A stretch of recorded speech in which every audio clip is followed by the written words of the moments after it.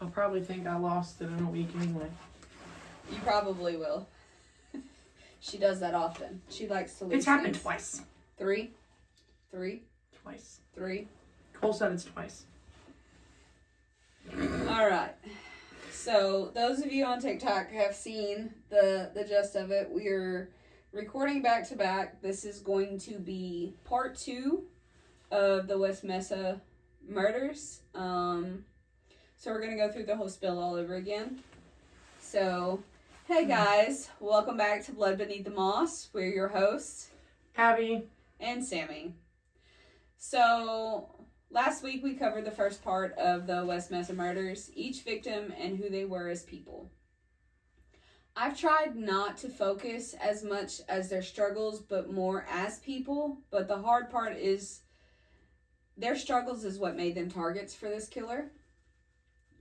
And so I'm so sorry that if I wasn't empathetic enough, I just wanted to stay as factual as possible. With that being said, this week we will be covering the suspects in this case, and as well as the theories of what truly happened with our victims, along with my personal theory as well. So we're going to just kind of dig in since we are recording back to back and we've already discussed our weekly shenanigans and whatnot. Yes. How are you feeling about this case so far? It's making me angry. Why is it making you angry? Because it took you 10 murdered women or 10 missing women to establish a fucking pattern. Yeah. No. Confirmed women. You still had the other ones after that. That's true. Y'all were terrible at your jobs and should have been fired. Fired. Just because they were sex workers. It's disgusting. Still humans. I agree. I may not agree with what you do to make your money, but it ain't my motherfucking business. I'm not God. I'm not here to judge you on how you live your life. What do you want to give and partake to this? Because, like I said, we don't have much to go on being that we're recording back to back. So I want to hear, before we dig into the nitty gritty, what you think happened. I don't know. I'm still stuck on the it's a man and a woman. Okay. All right. It makes a lot of sense with the cousins. And I don't know, it just... Where was that case out of Canada or some shit with the man and woman who... It's an infamous case, but that's what they did. They targeted women, the two of them. And the woman... Yeah. Yes, and because the woman initiated everything, the other women that they involved and murdered were way more likely to go with it. Just, I don't know. I'm leaning towards that. Okay. Either way, you're scum. Hope you see this. So, now that we have that going, I'm going to dive into all of it, and we can discuss more as we go. You ready? Yep. So I gathered we can start off with the offender profile, then move into the suspects. The offender profile we're looking at is male, local to the area, and most of all, the victims were involved in sex work and drugs except Jamie Barella. This guy had to be familiar with the terrain, likely had to have vehicle access when these women didn't, and most likely traveled by night to conceal the bodies during transport. The killer liked to target vulnerable women. This made it to where the chances of them getting caught were extremely low. So he had enough wits about them to know that if I went this isn't gonna happen. But I also want to know what happened to the killer to have that trigger, like why you hated women so much, why you hated the sex workers so much. Did you have somebody in your life? Could play into a religious nut too, thinking they're cleaning up the streets and bullshit like that. That, and then you have, the mommy issues and stuff of that nature. Could have been the kid stuck in a closet while mommy did her job. Could have. See, this is... With most of the most of the victims being sex workers, it shows a hatred for women and what they stand for. The killer consistently returned to the dump site, so this boosted his confidence when it came to not being caught and reliving each killing. This person buried his victims. He did not rush the disposal of them, so he had time to make it personal. These victims had intentional spacing, so he had to remember where he was burying them all. So that tells me our killer had more sense than the average bear. So we're going to move on to the suspect list. We have Lorenzo Montoya and Joseph Ronbly. Lorenzo Montoya was a pressman at the local printer for the newspaper. He lived less than 3 miles away from the burial site. There was said to have several trails from his trailer to the dump site itself. But we cannot operate on the rumor mill alone. Lorenzo had a known violent history towards women, and the nature of his violence matched the nature of the killings of the victims. In connection to these women's disappearances, according to an A&E documentary, all the killings had stopped when he was killed in 2006. Okay. According to his co-workers as well, Lorenzo started bragging about killing people and burying them in the mesa. Lorenzo's last moments were known as him strangling a 19-year-old sex worker, Sharika Hill, in his home. She ended up getting away from him and running over to the neighbor's home where they let her in, grabbed a gun, and killed him while he was trying to approach her again. Or the other version was her boyfriend named Frederick Williams, who came to check on her with him, noticed the fear in her and shot and killed him before he could kill them. So there's 2 different stories floating around for this guy. Okay. 2 stories end in his death. I have researched several articles. I've tried like hell to find more one about the other, but it is about a 50-50 split on both stories, so I told them both. Okay. I mean, it makes sense. Lorenzo wasn't just hiring sex workers if that was the case. He was abducting them so he could have the illusion of control. Yes, he has the serial part on his side along with the geological match as well. But again, that's circumstantial. That's speculation. Yep. So what we'll see from this man is the escalation level is insane. But here's where I'm conflicted and where the behavioral method and the burial method do not show the same thing. Which granted, towards the end of the life, he was manic. He might have been calm and cool and capable of what was first discovered and described in the moments of the disappearance of the victims. But in my opinion, that was not shown in the last moments of his life. Mm-hmm. So, I seen a headshot, I seen a hothead who did not get his way and was going to get it if it was the last thing he did when I reading over his profile. Yeah. Right? So he had a sex worker in his home that he was trying to do all these things with. Right? And he was trying to kill her. There was going to be another victim, but she was, like hell, she got away. In that aspect, he was shot and killed. Granted, all of the killing stopped, or did they? We don't know. You don't know. But there could be more buried somewhere that ain't no one found yet because y'all found his first site. Exactly. But it was also over 100 acres that they searched. He had direct access from a 3-mile hike, which in hindsight of the acreage isn't that hard to get to. Mm-hmm. Like if you had a 4-wheeler or something. So we don't know. Yep. The burial method shows that the killer is methodical, took their time, memorized the layout of the site itself. Lorenzo had 3 miles in between the site and his house. He could have studied and carried out all these things, but him as a person, just in my opinion, seems too reckless to fit this type of killing. Right? Mm-hmm. We do not even have DNA to link him to the other victims besides the one that got away. The way she got away and how he acted do not sit right with me with him being the lone killer in this. Like, if you have the standpoint of it, and you know that the bodies were spaced out for so much that they didn't overlap each other, you didn't have all of that. That shows someone who took their time to memorize what was going on. He seemed like a fucking hot mess when you hear her story. Okay. So it didn't fit. It didn't fit. Anyway, police did search his house after his death and retrieved a video of him having sexual intercourse with what appeared to be a dead victim.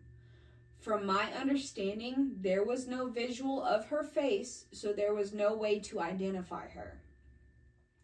State laws have been prohibiting getting DNA samples from this deceased to match our victims.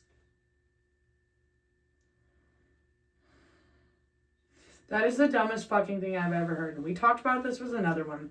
If you are dead and suspected of murder, you ain't going to prison, so what's it matter? I'm sorry. That's the dumbest thing I've ever fucking heard in my life. So now we big mad. Yes. I figured this case would piss you off. That just doesn't make sense. It's stupid. Next, we have Joseph Ron Blee, a landscape business owner in the Albuquerque area. Joseph Ron Blee was also a convicted rapist. Joseph became a person of interest when they started getting circumstantial evidence that kept linking him to the victims. For example, there was a plant tag found in one of the graves from a local nursery that Joseph frequently visited for his landscaping business. Ain't that fishy? Mm-hmm. What's going through your mind right now? I don't know yet. Your face is bothering me while I'm reading this case. I'm sorry.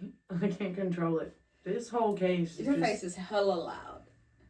This case is just making me angry. Yes. Okay, so Joseph's criminal history kind of put me on a deep dive. He was known to be a part as the mid-school rapist.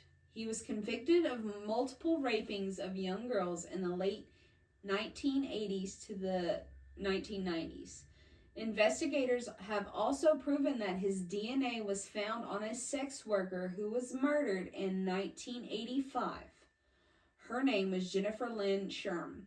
So this shows us that he is perfectly capable of hurting or killing our current victims in this case, especially since he was known to frequent the war zone, where our victims are known to work. He is currently serving a 90-year sentence for killing Jennifer Lindstrom, but the authorities are having a troublesome time getting the proper authorities to sign off on getting his DNA evidence to match our victims. How do they not have it? If you matched his DNA to that one victim, how do you not fucking have it on file? I'm sorry, that doesn't make any sense. You throw shit away when you're done? What? So, he wasn't convicted until after all the girls were found. Yes, but they keep evidence like that. You gonna tell me that y'all just threw it away after you convicted him of this once? I don't know. You good? Yes. You're getting real mad now. That makes no sense to me. So 2 suspects, both not able to kill anymore since both are unable. The killings and the burials of the bodies have stopped. Both had an affiliation for sex workers and drug users. These men love taking advantage of these high-risk lifestyles. I cannot talk. Now, when I refer to high risk, I'm referring to it being a mix of instability, environment, and exposure to the lifestyle. Not it just being a single side to like the behavioral part. Yeah.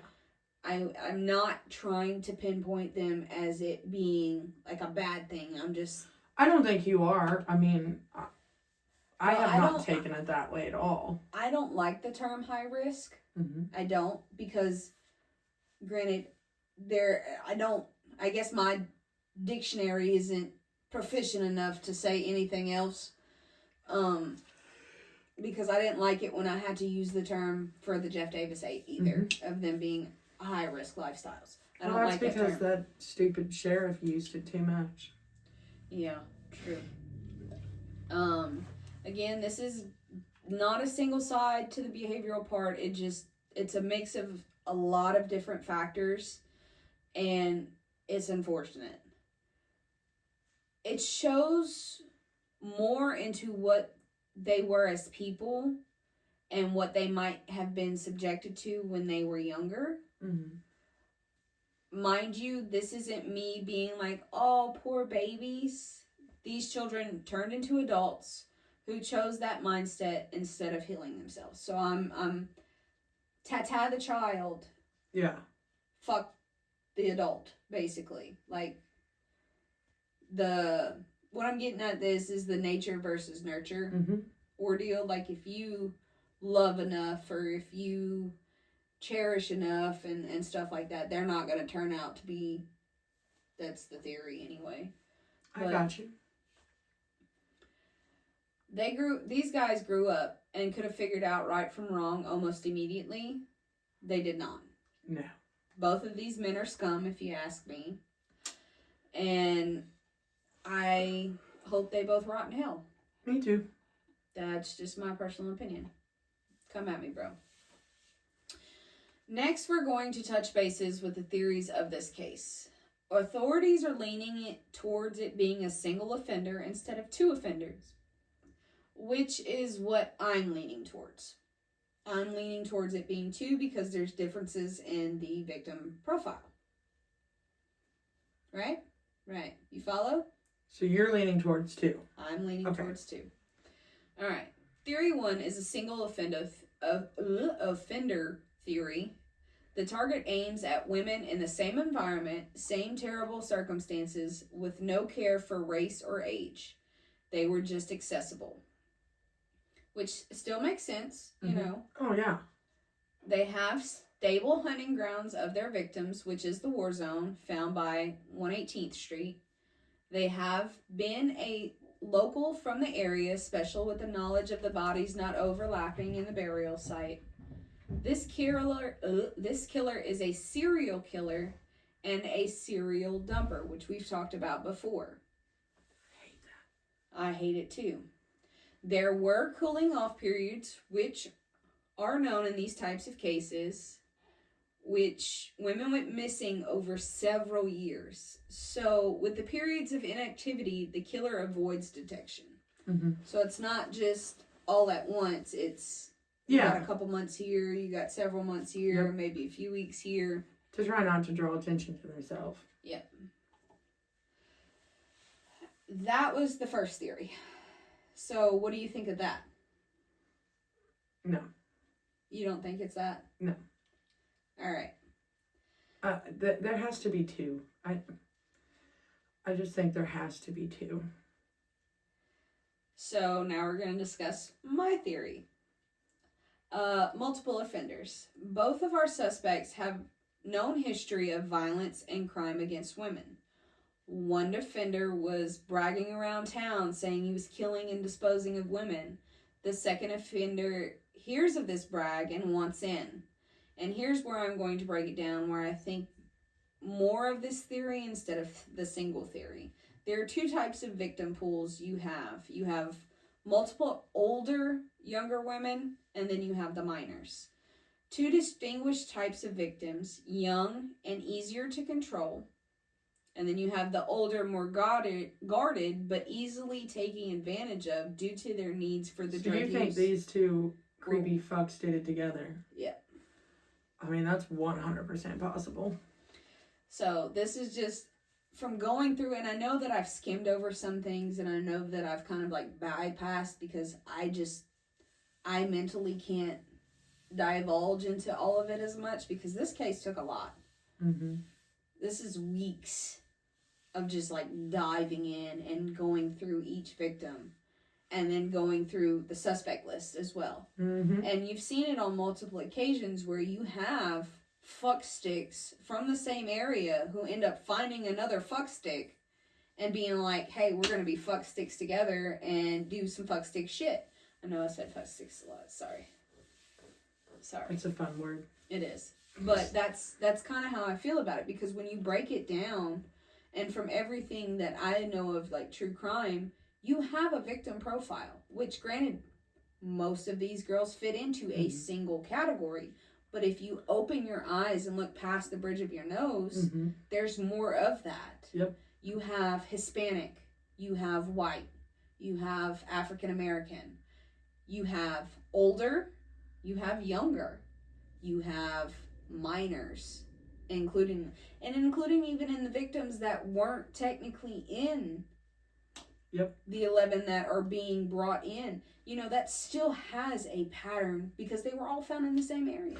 And to me, if you're going this way, that makes a whole lot of sense, because the ones that were found a little farther off, that could have been where it started with the one. Yeah. And when they decided to do it together, they found a site for the both of them. Or the one that started it could have not been cooling off the entire time and could have been working with the one at one dump site and still having his at his other, where they were just him. I didn't think of it like that, but the way that I thought about is, like, again, you have the two victim pools, you have the multiple older, younger women, then you have the minors. You have the two distinguished types of victims, young and easier to control, the older more guarded but easily taken advantage of for their need of drugs. So you have the behavior pattern, which is broken. You have that creep that likes him young.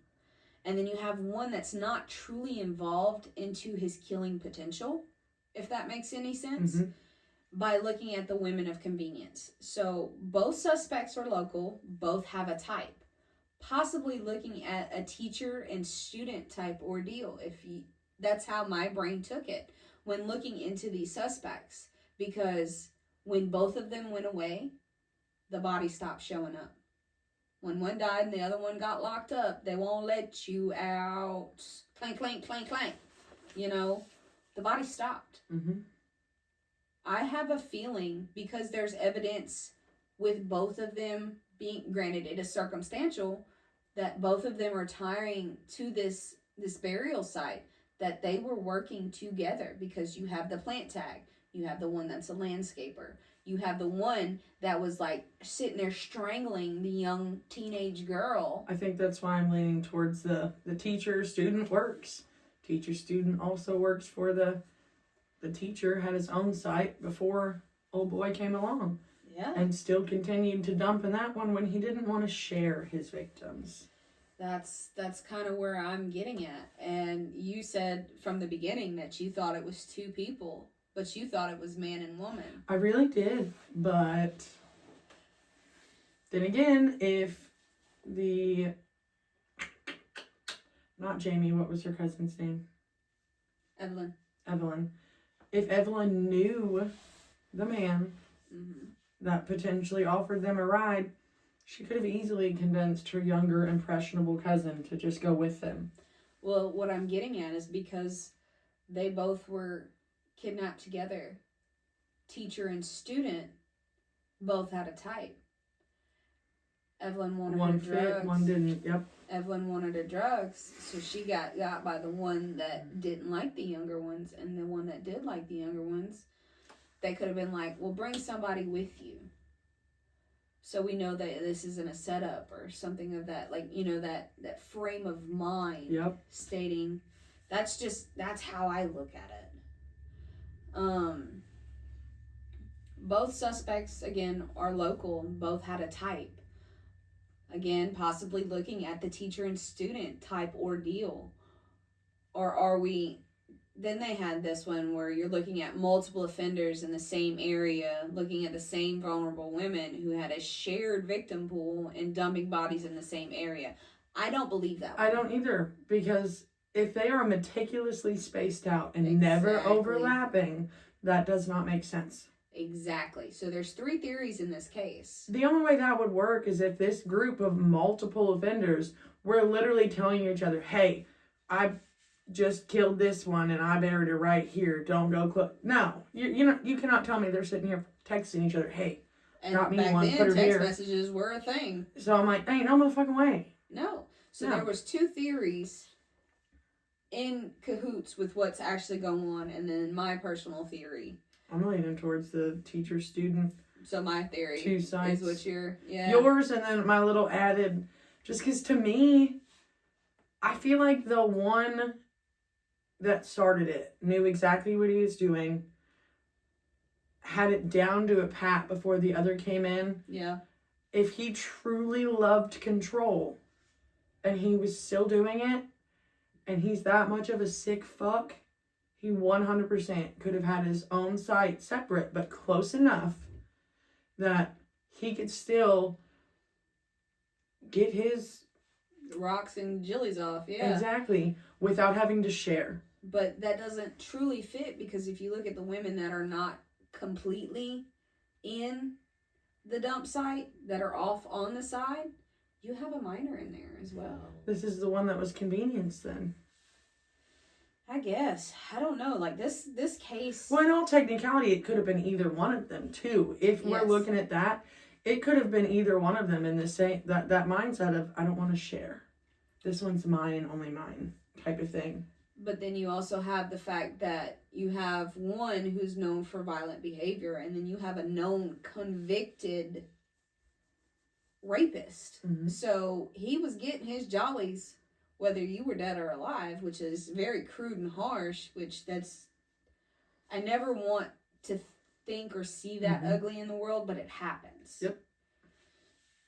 And then it's just, so you have like I said, the 2 confirmed theories from the authorities of what was going on. Then you have mine, which is the student and teacher. So that seems very, very much possible. That just seems like the better theories out of them. I don't see either one of them. That way it's more controlled. So like you have 2 people. You have the yin and the yang to it, right? You have one who's the hothead, and then you have the one who's been doing this. You have the one ready to clean up the mess when one screws up. Exactly. Is the way that it's a balance. It kind of gives me that feel. So it gives it that control. It gives it that circumstance, and then you have two heads are always. They always tell you 2 heads are better than one. In this instance, you have 2 brains mirroring where each body is placed, which is disgusting to say, but you have 2 brains saying, "Hey, we buried one here. Hey, we buried one here. Let's move over here. Let's do this. Let's do that." You know, there's always that.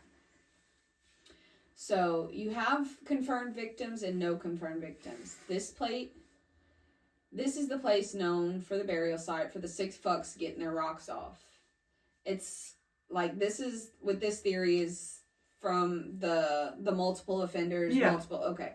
So just because we got off on a little tangent, this type of black market site is the only certain types of people know about it. It's all like, what they're trying to get out of that is that it's all very plausible that several people with the same mindset are using this. But again, I don't see it that way. I don't either, because how would a large group of people keep in contact under the radar with no fucking proof of it, of exactly where someone was buried? I do not see how it is possible if you have more than 2 people that you never overlapped a body. Especially with it being like 100 acres that they went through, right? Exactly. And there's not one body in the overlap. I don't think it's multiple offenders sharing the site. Yeah, in the sense of more than 2, yeah. Yes, I feel like it's the teacher and the student for that. Yes. But again, I'm not an investigator. Mm-hmm. I just investigate what's there. Yep. I'm looking from the outside in, and again, I'm not an investigator. And then it's hard to determine what it is and what it's not. wholeheartedly believe that it's the teacher and the student. Yeah. And with that being said, maybe somebody can, corroborate what they think if they decided that they wanted to listen more into it and go further into the case itself. But I still find it downright disturbing that you can have more than one person in the same area having the same distinct, disturbing thoughts. It's gross. It's disgusting. Makes your skin crawl. It does. I still think the original investigators on this case royally screwed up. I do too. I stand 10 toes down on that, but... Yes, I do too. So much. I do know that there is an investigator out there that's still looking for answers. And yeah, she's a woman. That makes sense. She's posted everywhere. When I did her research, her name is Ida Lopez. Her email is ilopez@cabq.gov. So if you have any information to this case and you want to contact her with any details, if you feel that it's too personal, you can leave a tip on 118th Street's task force. The numbers are 1-877-765-8273 or 505-768-2450. Or you can call Crime Stoppers as well because it's on here. Mm-hmm. But she hasn't stopped trying to find answers for this case. Because she's a woman. I agree with that. I've noticed more and more of the cases we've gone through, these female detectives seem to do a lot more heavy lifting. Just saying. Well, it is known fact that women are more detail-oriented than men. Yes. So, we have that. Yep. Love that. Love that little tidbit. I just think the original investigators were lousy. How you got 10 victims before you established a pattern? I want to say that was the local authorities, not the investigators. Investigators are in the local authorities. Whatever. If they're all reported missing, they should have been assigned missing persons detectives. Unless they didn't have which Albuquerque's pretty big. So exactly, bitch. They should have a task force. That's just my opinion. I don't know. It doesn't sit right with me that you went through 10 victims before you established a pattern. That's absolutely ridiculous. It's asinine and a fucking joke. It is a joke. Just because they were into sex work and drug use. Again, I'm not God, you're not God. We don't get to judge that. No. They're still human beings. I don't care what they did to make their money, About the only time I judge is if you a child predator, then I got a present for you. Well, there's child predating in this because you have minors. I mean, it's just this case really, really aggravates me. Try being the one researching it. I think this is why it took me so long to do it, is because of how much I had to stop, take a breather, and then come back to it, because I know I've diverged on the actual case itself, but it was a lot for me to... I just hit the fuck out of my microphone. It was a lot for me to mentally go through. Bitch, I'm not boring you. You yawn because of a lack of oxygen to your brain. You done? I can't stand it. Breathe, bitch, breathe. She's killing me, guys. There's something in this room. Ooh. Anyway. Spooky bitches. But it's heart-wrenching because, I felt like I was doing them a disservice because of how many times I actually had to stop and kind of, do a palate cleanser in my own little way to sidestep, and doing big cases back to back to back take a lot out of me. I don't know about you, but they take a lot out of me. My thing right now is I have to step away from kid cases. Yes. Done so many of them. This next one that I'm working on right now, the first 5 cases that popped up for the state of Ohio were all children. Now, I've done too many. I gotta walk away from those for a little bit. I'm not saying I won't do any more, but I had to, like, as a mother and, like, helicoptering the shit out of them lately, I had to step back from that a little bit, because, no. Bitch was having nightmares, okay? No. I just asked my husband yesterday, I said, so when are you, because we were watching true crime documentaries, me and Connor, and I was like, so when are you killing me off? And he's like, there's something fucking wrong with you. I was like, I agree. It's the podcast. Very much so. And the more I divulge into these cases, like, I understand why more and more of the podcast life is becoming... That was on purpose. You're yes. Anyway. I begin to understand why that the podcast life is going to more of the solved cases, because then you get a sense of relief when it's done. Yep. Then I can see that. The cold cases, like what we divulge into. I like the cold cases, though. Yeah, it sucks not having the answers. But a lot of the ones we've done, I'd never heard of before. No. Literally, the only cases we've ever done that I've ever heard of was the first one I did, Gina Dawn Brooks.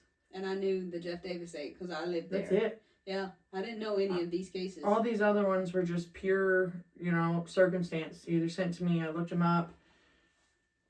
If I've never heard of them, how many other people have never heard of them? Yeah. When I did this case, there was a few on it, but a lot of people don't like divulging in to the sex works case. I was fighting it. I've seen that. A lot of them don't like divulging into the lifestyles that they live, because it is a very controversial situation. And we're not here to give a shit about controversial. We're going to tell you our full opinions on everything we discuss. That's for sure. That is for sure. And I feel bad in the same, like, I guess that's the empathy part that comes out of me in this podcast, is because when we go over these cases, I feel like I want to do them so much of a justice to get their names brought back up. Even as an independent podcast that we're doing, it's hard. Yes. I feel the weight of it every time we record. I feel the weight of it every time I send you a file or I receive a file, and I'm just like, how much evil actually is out here in the world to sit here and have a whole discussion on somebody else's life that we never knew. See, and like, you, fantastic. You, first of all, you got 2 parts out of it. This next one I'm doing, it's, I'm going to be, this is 14? Yeah. Yes. 15 will be the Santa Rosa hitchhiker murders. And I've never heard of that. I hadn't either. My mama grew up in California close to the time frame, and she never heard of it. But it bothers the shit out of me, because most of the victims were minors. So, like, you were able to dive into your victims. I'd probably spend maybe 2-3 minutes tops, if that, with each victim, because they're minors. There's literally nothing to be found about these girls anywhere. And when I say hitchhiker murders, I mean one of them in particular. It pissed me off so much, even typing, how this girl ended up getting abducted and murdered. It's gonna piss you off, I promise. Oh. I'm talking, like, these people's, if y'all know the people, I wouldn't watch it. I'm not gonna be nice about it. The one in particularly, I don't know how you could be a grandmother, drop your teenage granddaughter off because she says she's gonna hitchhike back to Illinois and just drive off like it's fucking nothing. So that one is, this made me mad. This made me way, way more mad than mine did. But I promise you, it ticked me off. You're probably gonna be like, what in the actual fuck the entire time? I don't know. I've been smart with my mama sometimes, and she left me on the side of the road, and she came back and got me, though, but it was trying to My mama did too. She kind of tried to teach me a lesson. And it worked. Oh, yeah. But she never left me. No, I'm talking like legit. Was like, oh, yeah, cool. Dropped her off right by the freaking interstate. Said, see you later. And I'm talking like, I think she was 17 years old. How are you going to leave your 17-year-old granddaughter to hitchhike from California to Illinois and think that is normal? What's the time frame on it? The 80s. That was normal. That's not normal. That was normal for the time frame. It's absolutely asinine. I'm not saying it's not, because I couldn't imagine doing something like that ever in this day and age. But back then, that was a thing. But that case bothers me a lot, like I said, because I think out of all of them, I'd have to double check. There's 7 victims. One is still a Jane Doe to this day. Holy shit. The last one is a Jane Doe. Or no. She's either the 6th or 7th. I don't know. I'd have to look again. I've done cases in between.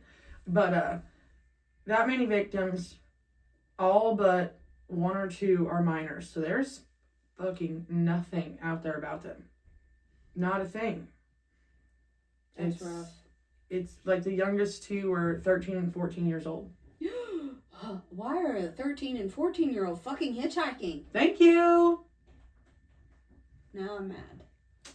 So, I mean, like, yours, you were able to dive into each person. And, like, this one, I just feel like there's not, I didn't do it justice. But when I say I extensively searched, just hoping to find the smallest fucking shred of something to put with them. Yeah. And I couldn't. And it made me so fucking angry. I bet. Anyway. Well, now we have a look and an insight to the following. A couple cereals right there together. Yeah. Kind of like that. We haven't done that yet. No, we haven't. We do have an announcement. We originally started dropping minis after each episode. We're not doing that anymore. Minis initially started because we couldn't find bigger cases. And now that we have, we decided that we're going to drop a mini at the first of the month, every month from here on out. So, like, today is the 30th of May. You guys are going to see this way later. So, like, for instance, Monday is June 1st. So, we'll drop our regular episode on top of giving you an extra episode, which I'm quite excited about. Yeah. Especially because, like, the first is going to fall on random days. So, like, y'all just going to be like, oop, got a notification. Ooh, there's an extra one. I'm excited about that. And I mean, yeah, they're just minis. But I still like them because they send you down a rabbit hole sometimes. When you get something with not much information, like, it sends me down a rabbit hole. I'm about to be like, ooh, what can I find, you know? Yeah. Amateur FBI here. What do we got? Sometimes we work faster than the FBI DEA. I'm telling you. And CIA all put together. Oh, yes. But so I'm actually really excited about that. We've got the next couple months of minis all queued up and ready. We just have to record them. We are very ahead on. We only have 1 to record. No, because I sent you the other one. Yeah, 6. We have 4 and 5 recorded. Oh, we do? Yes, ma'am. Oh, okay. Yeah. We were technically going to drop 4 last Monday, but this heifer posted the wrong one after I had posted the mini on YouTube, and I had to go in and delete it and then put the right one on. And yeah, it was a thing. She was mad at me for like a hot minute. I wasn't mad. I was just aggravated that I did all the stuff, so I had to do it again. You was mad at me. It's okay. You can say that. Ain't nobody mad at it. Maybe a little bit. A lot of it. Not that much. I didn't want to, like, punch you or nothing. I just wanted to be like, bitch. What you doing? Yeah, you gonna have that. You gonna have that. Me too. I'm fucking ADHD, manic. I'm fucking crazy. I told my husband this morning, he was pissing me off. He was about to be an episode on the motherfucking podcast. Mercury gotta be in the microwave. It's that time. Everybody mad at everybody. Ever since he shaved his head, he just gets on my nerves more. He acts like my husband. Looks better. I like him bald, but... We're dumb. My friend Jessica said he looks like a thumb when you look at him from the back of his head. And all I can see in my head is the little thumb guys with the 2 arms from Spy Kids. Your husband's gonna be fucking upset when he listens to this episode. It's alright, I'm always making him mad. But I win every time. I have my ways. I plead the 5th. He does. He looks like a thumb. Every time he makes me mad, I'll be looking at him and be like, you know what, thumb? Why don't you take your bullshit somewhere else? And he just looks at me so offended, like, bitch, did you really just do that? Yes, I did, thumb. What can I do for you? You say that, and I told Mitchell last night, I was like, how about you back up like that receding hairline you got? He ain't got no hair, bitch. He bald. Because he shaved it. Cole, too. Cole's was bad. And then my son and my husband are on a skullet kick. Oh, my God. Mitchell can grow right here. And he's like, let me just have a skullet. It's not like you're going to see the rest. It's going to be in a fucking ball cap. I was like, absolutely not. We'll know. Yeah, it's gross. Cole could do the same thing. Mitchell, don't you dare suggest that to my husband. I'm going to do it. I have his number now. Ew. I'll let Mitchell grow out his skullet if you grow one with him. That just sounds gross. It looks fucking terrible. No, that's like as bad as someone having a rat tail. No hair and then just one tiny ponytail sticking out. There was this guy in front of me at the gas station the other day. Rat tails are coming back. I fought the urge to just reach it, but I wanted to grab it so bad. Bitch, you gonna get in the salt charge. For pulling somebody's rat tail? Yeah. I'll take it. You're in there, bubble bitch. We got problems, I'm sorry. And by we, I mean me. I support the shenanigans. But thanks for watching, guys. Thank you. And like I said, you'll get a mini first of the month. And if it happens to fall like this month, you get a mini and a regular episode. So hope y'all ready, bitches. Ready, Freddy. All right, I'm done. Thanks for watching, guys. We will see you next week. I don't think we plan on taking a week off. No. For a minute. I don't think we have anything coming up. We have the week I go back to work is bachelorette trip that weekend, so if you're up to it, we could do it the Monday. If not, we gonna take another week off. Fuck it, we got enough in the queue. We gonna take a week off. We still post on June 14th or 15th, whatever the Monday is. Yeah. But we won't be recording that weekend.